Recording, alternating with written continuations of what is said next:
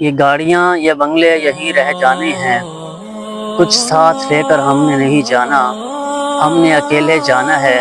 ہماری زندگی اذان سے شروع ہوتی ہے اور نماز پر ختم ہو جاتی ہے۔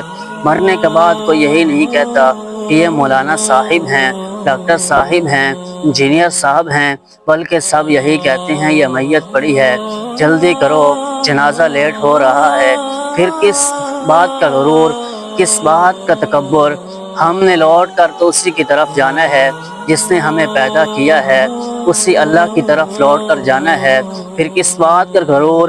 ایک مثال دیتا ہوں، اگر ہم کسی ہوٹل پر جائیں، ایک غریب جاتا ہے تو اس سے کوئی ایک روٹی لے گا یا دو روٹیاں لے گا اور ساتھ میں تھوڑا سا سالن لے گا، اس کا بل تھوڑا سا بنے گا، فوراً دے کر چلا جائے گا۔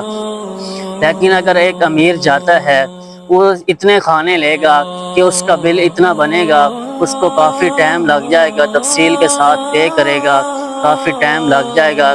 اس لیے اللہ تعالیٰ نے فرمایا غریب جنت میں جلدی جائے گا، امیر جنت میں لیٹ جائے گا۔ اس کی وجہ یہی ہے کہ غریب کا حساب و کتاب کم ہوگا، وہ جلدی جنت میں چلا جائے گا، جبکہ امیر کا حساب کتاب زیادہ ہوگا، وہ لیٹ جنت میں جائے گا۔